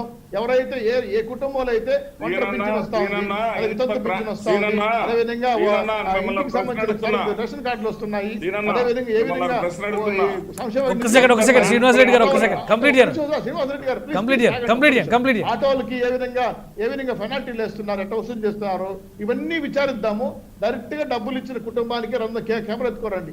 వాళ్ళ దగ్గరికి పోతే నేను చెప్పలేని మాటలు కూడా వాళ్ళు మాట్లాడతారు. ఎందుకంటే ఒకే కుటుంబంలో వైసీపీ ఓట్లు 5 ఓట్లు మేము డబ్బులు ఇస్తే కూడా చెప్పెత్తుకుపోయి ఫ్యాన్కి వేసినాడు ఆయన. అంటున్నాడు, ఈరోజు మా ఇంటికాడ నాకు రేషన్ కార్డు పోయింది, మా అమ్మకు పింఛన్ పోయింది, నాకు ఈరోజు హౌస్ ట్యాక్స్ పెరిగిపోయింది, కరెంట్ ఛార్జీ పెరిగిపోయింది, నేను కొట్టుకుంటున్నాను, ఎందుకు వేసినాను మహాప్రభు అని. వాళ్ళ కులపోడే, వాళ్ళ పార్టీ నాయకుడే అంటే ఒక మంచి వ్యక్తికి ఆ విధంగా జరిగిందని చెప్పడం ఎగ్జాంపుల్ చేస్తున్నా. అటువంటి సందర్భంగా మీ గవర్నమెంట్ అప్పు చేసి కుప్పలు చేస్తా ఉంటే, ప్రభుత్వ విధులు నిర్వహించే కార్మికులు వాళ్ళకి రావాల్సిన హక్కులు అడుగుతా ఉంటే, పిల్లలకు పెళ్లి చేస్తామని దాచుకుంటారు డబ్బులు, పెద్ద పిల్లల్ని చదివించాలని దాచుకుంటారు డబ్బులు, ఇతర దేశాలకు వెళ్ళి చదువుకోవడానికి అవకాశం ఉంటారు డబ్బులు దాచుకుంటారు, కుటుంబంలో ఆస్తుల పంపకం కోసం పలానా రిటైర్మెంట్ బెనిఫిట్స్ వస్తాయి, బాబు నీకు ఇంత ఇస్తా, అమ్మ నీకు ఇంతకు ఇస్తా అని చెప్పి మాట్లాడుతుంటారు. వీళ్ళందరూ 2.5 సంవత్సరంగా ఏం చేస్తున్నారు సార్? ఏడుస్తున్నారు సార్. వాళ్ళు బాధ భరించలేకపోతున్నాము. అదేవిధంగా మెడికల్ రీఎంబర్స్మెంట్, రకరకాల జబ్బులు ఉంటాయి వాళ్ళకనే, చాలా దీర్ఘకాలిక వ్యాధులు ఉంటాయి, వాళ్ళు చూయించుకోవడానికి వాళ్ళ డబ్బులు మీరు ఖర్చు పెట్టి మీకెవరు ఇచ్చారు సార్? రాజ్యాంగం ఇచ్చేది. మీరు ఈ ప్రభుత్వం, ఒక నిమిషం సార్, మీరు ఈ ప్రభుత్వంలో మీరు అతిథులు. శాశ్వతంగా 60 ఏళ్ళు ఉండేది ఈ ఉద్యోగస్తులు. వాళ్ళని మీరు బజారు పాలు చేయడం అనేది చాలా దారుణం, తీవ్రంగా ఖండిస్తున్నాం. ఈ పోరాటాన్ని మీరు చెక్ వేయకపోతే అన్ని పార్టీలు కలిసి ఉద్యమిస్తాయి. రైట్ రైట్ సత్యనారాయణ గారు ఒక మాట చెప్పండి. ప్రభుత్వం శాశ్వతం కాదు, ఉద్యోగస్తులు శాశ్వతం అనుకుంటే ప్రభుత్వం కూడా ఉద్యోగస్తుల గొంతెమ్మ కోరికలు తీరిస్తే రేపు పొద్దున అబాసు పాలవలసిన పరిస్థితి, ఆర్థికంగా చితికిపోయేటువంటి పరిస్థితి వస్తుంది. అవునంటారా కాదంటారా? ఇది కాన్స్టిట్యూషనల్ ఫ్రేమ్లో జరిగేటటువంటి ఒక పే రివిజన్కి సంబంధించినటువంటి అంశంలో ఈ వచ్చిన వివాదం మొత్తం అంతా రాజకీయాల జోలు మనం తర్వాత విషయం మాట్లాడదాం. బేసిక్ ఏంటంటే పే రివిజన్ అనేది ఈ ఎంప్లాయీస్కి ఈ కాన్స్టిట్యూషన్ ఫ్రేమ్లో ఉన్న కారణంగా ప్రభుత్వం దాన్ని అమలు చేసేటువంటి పరిస్థితి. ఇప్పుడు ప్రశ్న ఏంటంటే ఉద్యోగస్తులు తమకు ఉన్నటువంటి హక్కులు లేదా తమకు వచ్చేటటువంటి ఆర్థిక విధానాల విషయంలో ప్రభుత్వం అనుసరిస్తున్నటువంటి వైఖరిని ప్రశ్నిస్తున్నారు. ఇప్పుడు ఈ ప్రశ్నించే సందర్భంలో గత ప్రభుత్వం దాన్ని అమలు చేయలేనటువంటి పరిస్థితుల్లో ఈ కొత్త ప్రభుత్వం తమ కోరికలు తీరుస్తుందన్న ఒక ఆశతోటి వాళ్ళు ఎదురుకొచ్చారు. ఎందుకంటే ఉద్యోగస్తుల యొక్క ఫ్రేము ఎంత చెట్టుకి అంతే గాలన్నట్టు వాళ్ళ జీతాలకి వాళ్ళకు ఉన్నటువంటి హక్కులకి వాళ్ళు వినియోగించుకునే పరిస్థితులు బట్టి వాళ్ళకు ఉంటుంది. ఈ పే రివిజన్కి సంబంధించిన విషయాల్లో కూడా ఎలా ఉంటుందండి, తనపై ఆధారపడినటువంటి తన భార్య, తన పిల్లలు, తన తల్లిదండ్రులు ఆధారంగా పే రివిజన్లో ఎంప్లాయీస్ అడుగుతారు. పే రివిజన్ ఎలా ఫిక్స్ చేస్తారు? వాళ్ళకు ఉన్నటువంటి సోర్స్ ఆఫ్ ఇన్కమ్ బట్టి అప్పుడు పెరుగుతున్నటువంటి ఈ రేట్ల నిష్పత్తి, అప్పుడు ఉన్నటువంటి ఈ రూపాయి యొక్క విలువ, వీటన్నిటిని కూడా గణించి ఈ పే రివిజన్ ఫిక్స్ చేసే పరిస్థితి ఉంటుంది. అప్పుడు పే రివిజన్ కమిటీ ఇచ్చినటువంటి నివేదికను ప్రభుత్వం ఛాలెంజ్ చేసే అవకాశం కూడా ఉంటుంది. ఈ 35% కానీ 40% కానీ ఉన్న దాన్ని యథాతథంగా ప్రభుత్వం అమలు చేసేటువంటి విషయాలు కూడా ఉండవు. దాన్ని మళ్ళీ ఉద్యోగ సంఘాలతోటి వాళ్ళు ఇతర ప్రచిత్రాలు లేదా వారు ఆన్ టేబుల్ మీద, ఆన్ ఫ్లోర్ మీద వారు ఇరువురు కూర్చుని ఈ ఒక నిర్ణయానికి వచ్చి వాళ్ళు ఎదురుకెళ్ళేటువంటి పరిస్థితి ఉంటుంది. అయితే ఇక్కడ ఉన్నటువంటి పరిస్థితి ఇందాక నేను చెప్పింది, ఏదైతే ఈ ప్రావిడెంట్ ఫండ్ డబ్బు 1000 కోట్లు వాళ్ళ యొక్క ఖాతాను ఖాళీ చేసి జీరో చూపిస్తుందో, ఈ 600 కోట్ల రూపాయలు మెడికల్ కన్వీనియన్స్కి సంబంధించిన విషయాలు కూడా జీరో చూపిస్తుందో, మా పరిస్థితి కూడా మేము డెఫిసిట్లో పడిపోయాం. ఈ డబ్బును మొత్తం ఈ ప్రభుత్వం తన యొక్క అస్తిత్వం కోసం వాడుకుంటుంది కాబట్టి మా భవిష్యత్తు ఏంటనేటువంటి పరిస్థితి ప్రధానంగా వాళ్ళకి రావడం జరిగింది. కాబట్టి ఈ రకంగా జరిగినటువంటి పరిస్థితుల్లో ప్రభుత్వం భరోసా చూపించవలసినటువంటి బాధ్యత వారిపై ఉంది. ఎందుకంటే వారి ఖాతాల్లో ఈరోజు మీరు అకౌంట్స్ ఓపెన్ చేసి చూసినట్టయితే అక్కడ జీరో నిల్ బ్యాలెన్స్ కనపడుతుంది. ఎందుకంటే దాన్ని అంతా కూడా చూపించడం జరిగింది. ఈ రాష్ట్ర ప్రభుత్వం కూడా తమకు సంబంధించినటువంటి కేంద్ర ప్రభుత్వం దగ్గర లేదు. ఎందుకంటే చర్చించవలసిన ఆర్థిక మంత్రి ఏమో ఢిల్లీలో ఉంటున్నాడు, ఆయన ఇక్కడ అసలు కనపట్టలే. ఎప్పుడైతే ఆర్థిక మంత్రి కనపడటం లేదో ప్రభుత్వ సలహాదారుడే మాట్లాడుతున్నాడు ఈ ప్రభుత్వం తరపు మొత్తం విషయాలు కూడా. వారు కూడా కవ్వింపు ధోరణితో మాట్లాడుతున్నారు. కాబట్టి ఇప్పుడు వారి ప్రశ్న ఏంటంటే ఈ పిఆర్సీ నివేదికను మీరు ఓపెన్ చేయండి, ఓపెన్ చేసేటువంటి విషయాలు మీరు బయట పెట్టండి, మాకు సంబంధించిన చర్చకి మీరు అవకాశం కల్పించండి. అంటే అవేవి కానిటువంటి పరిస్థితుల్లో జరిగేటటువంటి వ్యవహారంలో ఇప్పుడు అది తెలుగుదేశం నెడుతుందా, లేదా జనసేన ప్రశ్నిస్తుందా, లేదా బీజేపీ అడుగుతుందా అన్నటువంటి కోణంలో ఆలోచిస్తున్నారు తప్ప మీరు చేయవలసినటువంటి పనులు మేము అడగలే. అది మీరు మీ పాదయాత్రలో మీ నాయకుడు ఇచ్చినటువంటి హామీలు అవి, ఆ హామీల మీద వాళ్ళ వచ్చినటువంటి విషయాలు ఇవి. దీని మీద చర్చిస్తే బాగుంటుంది తప్ప వీరు అంతేగాని దీనికి పొలిటికల్ అట్రిబ్యూషన్స్ అంటే రకరకాల వస్తాయి. ఇంకా అనేక రకాల ప్రశ్నించడం కూడా పోతే అనేక రకాల అంశాలు మనం కూడా ప్రస్తావించవచ్చు. దానికి సంబంధించిన విషయాలు వాళ్ళ ఉద్యోగస్తులకు సంబంధించిన విషయాల్లో ప్రభుత్వ జవాబుదారీతనం ఏముంది, దాన్ని ఇచ్చేటువంటి పరిస్థితి ఏముంది లేదని పరిస్థితి అంతే తప్ప దీనికి సంబంధించిన అంతేగాని ఉద్యోగాలకే మొత్తం మూలధనం అంతా ఏమన్నా ఎలా చెప్పారు. మీకు అడ్మినిస్ట్రేటివ్ శాంక్షన్లో మీ బడ్జెట్లో మీ ఎలకేషన్లో స్టాట్యూటరీ ప్రావిజన్స్ ఇవి ఖచ్చితంగా ఉద్యోగాలకి అదే రకంగా మనకు చెల్లించవలసిన వాటాలు మిగిలినటువంటి ఎప్పుడైతే సంక్షేమం భారీ అయిపోతుందో రూపాయి మీరు ఉత్పత్తి పెంచేటటువంటి ఆలోచన ప్రభుత్వం దగ్గర ఉండాలి. ఈ జగన్మోహన్ రెడ్డి గారి ప్రభుత్వం రూపాయిని పెంచేటటువంటి యోచన వారి దగ్గర ఏముంది, దాన్ని వచ్చి ఖర్చు చేసే పరిస్థితులు ఏంటనేటటువంటి విషయంలో సమతౌల్యం లేని సందర్భంలో ఇవాళ సంక్షేమమే ఎదురు చూపిస్తున్నారు. ఇప్పుడు రెడ్డి గారు చెప్తున్నట్టు మొత్తం సంక్షేమం అడ్డుపడుతుందా అంటే మరి రూపాయి పట్టుకెళ్ళి మీ ఇష్టం వచ్చినట్టు ఖర్చు పెడతారు. మీకు ఎవరిచ్చారు?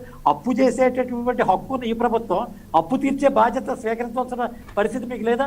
3 లక్షల కోట్ల నుంచి దాదాపు 6 లక్షల కోట్లు ఇవాళ దాదాపుగా ఏపీ స్టేట్ దీనికి సంబంధించినటువంటి ఖర్చు కనపడతా ఉంది. ఎవరు తీరుస్తారు దీనికి? ఎఫ్ఆర్బిఎం లిమిట్ అక్కడికి అటల్ బిహారీ వాజ్పేయి గారి నేతృత్వంలో 2003లో కేంద్ర రాష్ట్ర ప్రభుత్వాలు కూడా తమ ఇష్టం వచ్చినట్టు అప్పు చేయడానికి వీలు లేకుండా ఒక నియంత్రణ కోసమే ఎఫ్ఆర్బిఎం చట్టం తీసుకుని వచ్చాం. ఎఫ్ఆర్బిఎం చట్టాన్ని 3% ఫిస్కల్ డెఫిసిట్ దాటకూడదని కేంద్ర రాష్ట్ర ప్రభుత్వాలకి సూచన ఉంది. కోవిడ్ సందర్భంగా 0.5% రిలాక్సేషన్ ఇచ్చాం. అయినప్పటికీ మీరు ఫారెన్ ఇప్పుడు ఎక్స్టర్నల్లీ ఎయిడెడ్ ప్రాజెక్ట్స్ కూడా బయట నుంచి మీరు ఫైనాన్షియల్ అప్పులు చేసేసి ఆ అప్పులంతా పట్టుకొచ్చి రాష్ట్రానికి పెడితే ఎలా తీరుస్తారు? మీరైనా తీర్చాలి కదా రేపొద్దున. ఎలా తీర్చగలరు? పోనీ మీరు అనుకున్నట్టే ఒక 20 ఏళ్ళు 25 ఏళ్ళు వైసీపీ ప్రభుత్వం ఉంటుంది. అసలు మూలధనాన్ని పెంచకుండా ఎంతకాలం కూర్చొని కొమ్మని అమ్ముకుని ఈ ఉన్నటువంటి ఆస్తులన్నీ కూడా అమ్ముకెళ్లే పరిస్థితి. అందుకే కదా వాళ్ళు తాజాగా 30 ఏళ్ళు 40 ఏళ్ల క్రితం భూములు ఇచ్చినటువంటి దాని మీద కూడా 1 టైం సెటిల్మెంట్ తీసుకొచ్చే పరిస్థితి ఉంది. మళ్ళీ దానికి కూడా తగ్గు పెరుగుతుంది. ఎందుకంటే 9/77 అమెండ్ చేశారు మొన్న మీరు probation of land transfer act కింద. అందులో ఎస్సీ ఎస్టీలకు ఇచ్చినటువంటి భూములు ఎవరో బయట వాళ్ళు కొనుక్కుని వెళ్ళిపోయారు. ఇప్పుడు ఆ కొనుక్కున్న వాడికి మీరు 10,000 కట్టి చట్టబద్ధత కల్పిస్తే ఎస్సీ ఎస్టీ హక్కులు ఎవరు పరిరక్షిస్తారు? ఇది చాలా ప్రశ్నలు వస్తాయి దీని మీద. ప్రైవేట్ విషయాల్లో 10,000 రూపాయలు ఓకే తప్ప శ్రీనివాస్ రెడ్డి గారు ఒక సంక్షోభాన్ని తప్పించుకునేందుకు ఇంకో సంక్షోభంలోకి, ఒక సమస్యను పరిష్కరించే క్రమంలో ఇంకో సమస్యలోకి వెళ్ళేటువంటి పరిస్థితి కనిపిస్తుంది. ఉద్యోగ సంఘాల సమస్యల పరిష్కారంలో ప్రభుత్వం ఎందుకు సానుకూలంగా సామరస్యంగా పరిష్కరించే ప్రయత్నం చేయట్లేదు? ప్రతి సందర్భంలో కవ్వింపు ధోరణి అనే మాట ఎందుకు వినాల్సి వస్తుంది? ఇక్కడ ముందుగా మన తెలుగుదేశం సోదరులు సీనన్నకు ఒకటి సమాధానం చెప్పాలండి. ట్రాన్స్పరెన్సీ అనేది స్విచ్ నొక్కి సరాసరి లబ్ధిదారుడి అకౌంట్ లో అమౌంట్ వేసేటటువంటి చరిత్ర వాళ్ళకి లేదు కాబట్టి జన్మభూమి కమిటీల ద్వారా వాళ్ళ జేబుల్లో డబ్బులు నింపుకున్నారు కాబట్టి ఈ నవరత్నాల కింద ఖర్చు అయిన డబ్బు అంతా కూడా వైసీపీ నాయకులు తిన్నారనే ఒక భ్రమలో ఆయన ఉన్నారండి. దాన్ని ఆయన అర్థం చేసుకోవాలి. డబ్బు ముట్టినటువంటి అమ్మఒడి పథకం ముట్టినటువంటి వాళ్ళని, లేదా రైతు భరోసా ముట్టినటువంటి వాళ్ళను, లేదా ఆటో కార్మికుడిని అడిగితే ఆ నిజాలు తెలుస్తాయి. ఇకపోతే సత్యనారాయణ గారు వాల్యూడ్ పాయింట్, వారు చెప్పినటువంటి ఒక పాయింట్ని మాత్రం నేను అంగీకరిస్తున్నా. ఏంటంటే అది మెడికల్ ఉద్యోగస్తులు మెడికల్ అవసరాలకి డబ్బులు రిలీజ్ చేయలేనటువంటి పరిస్థితి, వాళ్ళ ప్రావిడెంట్ ఫండ్ కూడా జీరో బ్యాలెన్స్ చూపిస్తున్నటువంటి పరిస్థితుల్లో అధిగమించేటటువంటి సమయం కూడా దగ్గరలోకి వచ్చిందంటే ఏమి ఇబ్బంది లేదు. ఇందాక సార్ చెప్పినటువంటి దానికి ఒక చిన్న ఏది కొలాప్స్డ్, ఇప్పుడు ఏంటంటే వీళ్ళు కలలు కంటా ఉన్నారు తెలుగుదేశం వాళ్ళు, అయిపోయింది కొలాప్స్, ఇయ్యాల రేపు అసలు మధ్యాహ్నం రిజైన్ చేస్తాడు జగన్మోహన్ రెడ్డి గారు. మీకు అంత ఇన్ఫర్మేషన్ ఉందా శ్రీనివాస్ రెడ్డి గారు? మీకు అంత కాన్ఫిడెంట్ గా ఇన్ఫర్మేషన్ వస్తుందా? మీకు అంత పక్కాగా ఇన్ఫర్మేషన్ వస్తుందా? మీడియా కూడా తెలియట్లేదు. చిన్న విషయం చెప్పి నేను ముగిస్తానండి. కాదు ఈ విషయం చెప్పండి. మీకు అంత పక్కా సమాచారం ఉందా? మీడియా కూడా తెలియట్లేదు. ఇవాళ రిజైన్ చేస్తారు, రేపు రిజైన్ చేస్తారు జగన్మోహన్ రెడ్డి గారు అనే ఊహాగానాలు మీడియాలో కూడా ఇంకా ఎక్కడా రాలేదు. శ్రీనివాస్ రెడ్డి గారికి మాత్రం సమాచారం ఉందా? మేము చేస్తారని కదా వాళ్ళు కలలకంటున్నారు, ఏం దిగిపోతాడని. వాళ్ళు కరెంట్ ఆగిపోద్ది, డబ్బులు ఇవ్వలేకపోతాడు, ఉద్యోగస్తులు గొడవ చేస్తారు అని కలలుగంటా ఉన్నారు. ప్రభుత్వం యొక్క తన గ్రాంట్స్ సామర్థ్యాన్ని ఏ స్థాయిలో పెంచుకున్నదో అంటే, స్థానిక సంస్థలు పట్టణాలకు సంబంధించి చంద్రబాబు నాయుడు గారి హయాంలో 3,775 కోట్ల రూపాయలు వస్తే ఈ రోజున వైఎస్ఆర్సీపీకి 4,177 కోట్ల రూపాయలు ఇవ్వడం జరుగుతూ ఉంది. మరి అదే గ్రామాల్లో అయితే 8,357 కోట్ల రూపాయలు చంద్రబాబు నాయుడు గారికి ఇస్తే వైఎస్ఆర్సీపీకి ప్రభుత్వానికి 10,409 కోట్ల రూపాయలు ఇవ్వడం జరుగుతూ ఉంది. ఎక్కడ చూసినా సరే గ్రాంట్స్ విషయంలో కానీ ఏదైనా సరే ఆర్థిక పరిపుష్టిలోకే వస్తున్నాము, ఆర్థిక ప్రగతి కూడా మనం డెవలప్మెంట్ లో ఉన్నామనేది అనేక గణాంకాలు కూడా చెప్తున్నాయి. మీ కలలేమి నెరవేరవు. జగన్మోహన్ రెడ్డి గారు శాశ్వతంగా ఇంకొక 5 టర్ముల పాటు ఈ రాష్ట్రానికి ముఖ్యమంత్రిగా ఉంటారు. ఉద్యోగస్తుల సమస్యలు కూడా 11వ తేదీ లోపు పరిష్కారం అవుతాయి. 11వ తేదీలోగా ఇంకా కూడా ప్రస్తావించారు శ్రీనివాస్ రెడ్డి గారు. ఏమైనా సమాచారం ఉందా? 11వ తేదీలోగా పిఆర్సీకి సంబంధించి క్లారిటీ వస్తుందని మీకు ఏమైనా ఇన్ఫర్మేషన్ ఉందా? ఖచ్చితంగా పిలుస్తారు సార్, ఖచ్చితంగా దాన్ని ఓపెన్ చేస్తారు, వాళ్ళకి ఇస్తారు. ఉద్యమం దాకా వెళ్ళదు. రైట్ అంటే 10వ తారీఖు 11వ తారీఖు లోపే క్లోజ్ చేస్తారు, ఇష్యూ క్లోజ్ అయిపోతుంది. ఇష్యూ క్లోజ్ అయింది. రైట్. మరి సజ్జల రామకృష్ణారెడ్డి గారు ఏంటి సార్, అసలు పార్టీ పెట్టుకొని రండి, మీ సమస్య పరిష్కారం చేసేది లేట్ అవుతుంది, మేము ఆలోచిస్తున్నాం, కమిటీ నివేదిక మాకు ఇవ్వలేదు, ఇంకా మీరు చర్చలు జరపండి, మీరు ఉద్యోగుల్ని అదేవిధంగా కార్మికులు రెచ్చగొడుతున్నారు, ప్రభుత్వం పరువు పోతా ఉంది, మేము అతిథులమే, మీరు ప్రభుత్వాన్ని కాపాడని వాళ్ళు నినాదాలు చేసే విధంగా సజ్జలరామకృష్ణ ప్రస్తుతిస్తూ ఉంటే మీరేమో కొత్త విషయం చెప్పారు. 11 రూపాయల సమస్య 11 రోజుల లోపల సమస్య క్లియర్ అయిపోతుందంటే నిజంగానే ఇంత పోరాటం ఎందుకు చేస్తారు కార్మికులు? వాళ్ళకి మాకు మీ మీద నమ్మకం లేదు మహాప్రభు, అందుకే మేము ఉద్యమాల్లోకి వెళ్తున్నాము, దశల వారీగా క్షేత్రస్థాయిలో చెప్తున్నారు. మీరు సజ్జలరామకృష్ణ చెప్పట్లేదు ఆ విషయం. చెప్తే ఆ జీవోలు ఇస్తే కూడా యావత్ కార్మికులకు అంత హ్యాపీగా ఫీల్ అవుతుంది. రెండు ఈ సమస్య పక్క వెళ్ళిపోతుంది, అందరూ పండగ చేసుకుంటారు కదా. ఇన్ని 100 కోట్ల రూపాయలు పెండింగ్లు పెట్టేసి 50,000 కోట్ల రూపాయలు నెలకు ఖర్చు అవుతుంది మాకు సంవత్సరానికి అని బడ్జెట్లో ప్రవేశపెట్టిన మీరు ఈరోజు సమస్య ఈజీగా పరిష్కారం అయిపోతుందంటే ఏం సార్ మీరు నాకు మాట్లాడుతున్న కరోనా 3 వస్తూ ఉంది, తగిన జాగ్రత్తలు తీసుకోలేకపోతున్నాము, ఇంకా చాలా గోరుముద్ద పథకానికి డబ్బులు ఇవ్వలేవు, అంగన్వాడీ వరకు డబ్బులు ఇవ్వలేవు, మధ్యాహ్నం భోజనం వెళ్ళిపోయింది, అదే విద్యాదీవుని కింద డబ్బులు ఇవ్వలేదు, ఇలా ఎత్తుకుంటా పోతుంటే నవగ్రహాలు చెప్తానే ఉంటాను నేను కావాలంటే. సబ్జెక్ట్ ఇది కాదు కాబట్టి నేను ఓపెన్ గా మాట్లాడేది ఏంటంటే మీకు తెలుసుంటే 100% ఇమీడియట్లీగా కార్మిక నాయకులు ఎన్జిఓ నాయకులు కూర్చోబెట్టుకొని ఇది మీకు ఇస్తున్నాము 11 మీకు చేరిపోతుంది మీరు సమ్మె చేయొద్దు అనేది ఘట్టబద్ధంగా చెప్పండి. అది చెప్పడం వదిలేసి సమ్మె చేస్తా అంటే మీకు 11 చెప్తామని చెప్పడం అనేది కరెక్ట్ కాదు సార్ కేశవ్ గారు. ఎందుకో మరి మన వైసీపీ నాయకులు సమాధానం చెప్పాలి దానికి. అంతకు ముందు శ్రీనివాస్ రెడ్డికి శ్రీనివాస్ రెడ్డి గారు లైవ్ ప్రాబ్లం ఉంది, డబల్ టీవీలో ఫ్లాష్ న్యూస్ అవుతుంది. రైట్, శ్రీనివాస్ రెడ్డి గారు లైవ్ లోకి వచ్చాక మళ్ళీ ఆ డిస్కషన్ చేద్దాం కంటిన్యూ.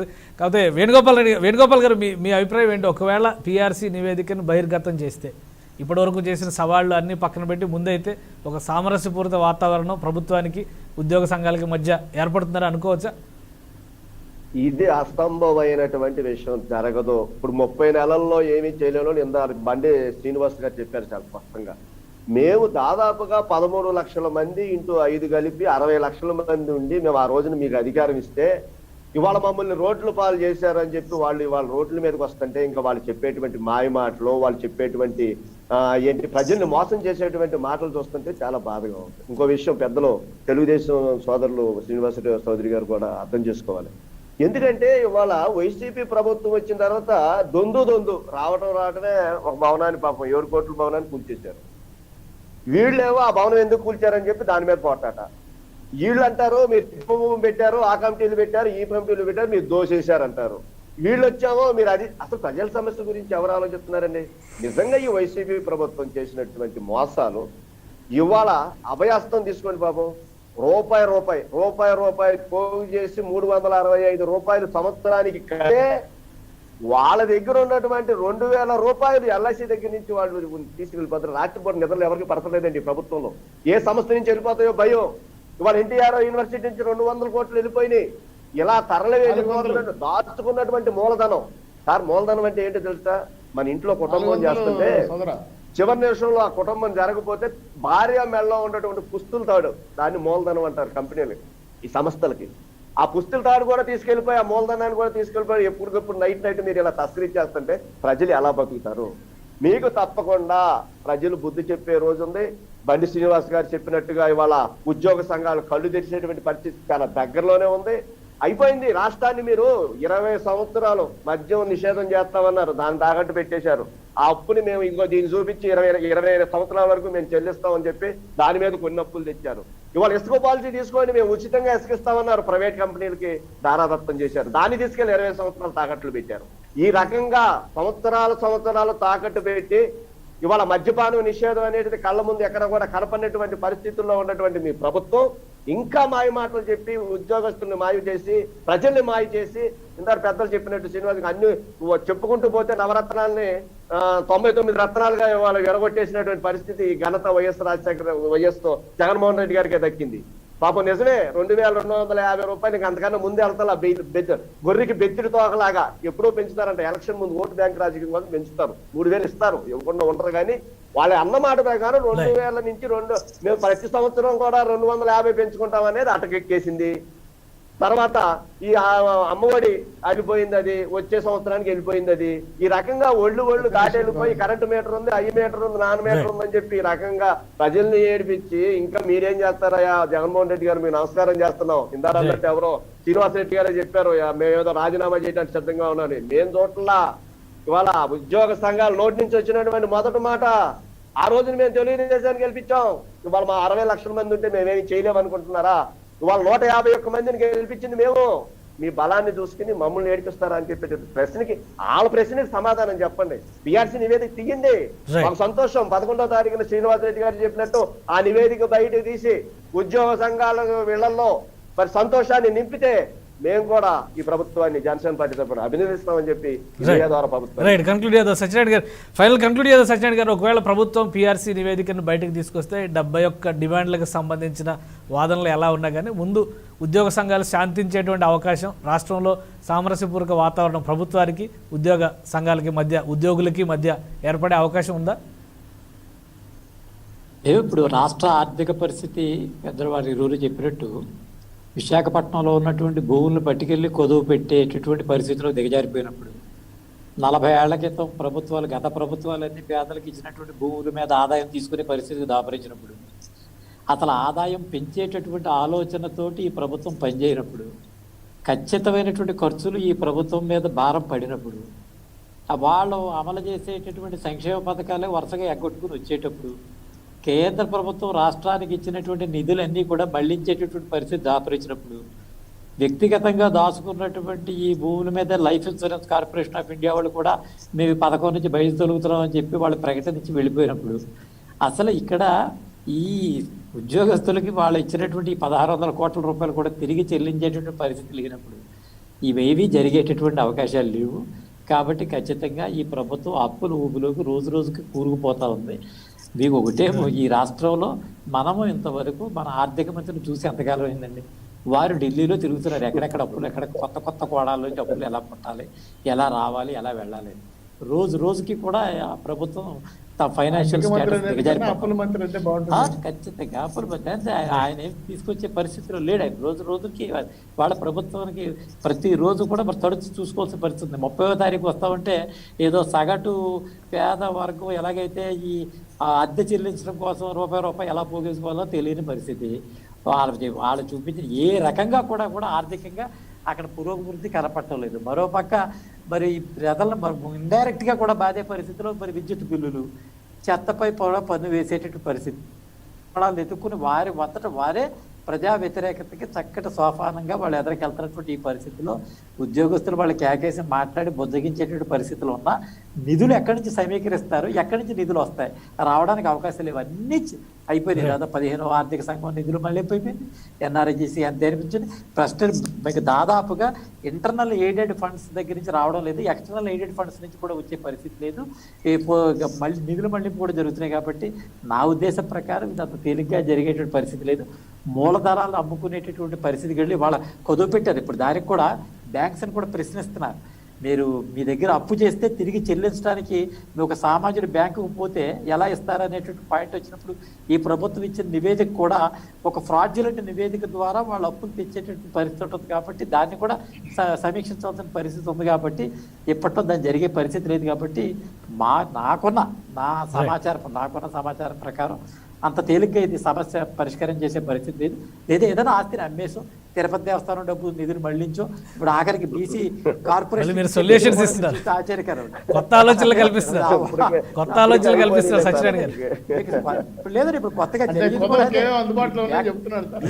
బీసీ కార్పొరేషన్ కి సంబంధించినటువంటి నిధులు కూడా మీరు ఎలాగిస్తారంటే మద్యం మీద అందిన అమ్మకం బీసీ కార్పొరేషన్ కి మళ్ళీ ఇస్తామని చెప్తున్నారంటే ఆ వచ్చేటటువంటి నిధులు సోర్స్ కూడా దాని చట్టబద్ధత కానీ నియమం కానీ నిబద్ధత కానీ లేని పరిస్థితులు ఉన్నాయి. కాబట్టి ఈ రాష్ట్రం వారు దూరదృష్టితో ఆలోచన చేయలేని పరిస్థితిలో వాళ్ళు ఉన్నారు. కాబట్టి వారి మెడకే చుట్టుకుంటుంది. ఇవన్నీ కూడా వారే దాన్ని తీర్చుకోవాల్సిన పరిస్థితి ఉంటుంది. ఖచ్చితంగా మేము వెయిటింగ్ అండ్ సీయింగ్ చూస్తాం. మేము అపోజిషన్ పార్టీస్ అని చూస్తాయి.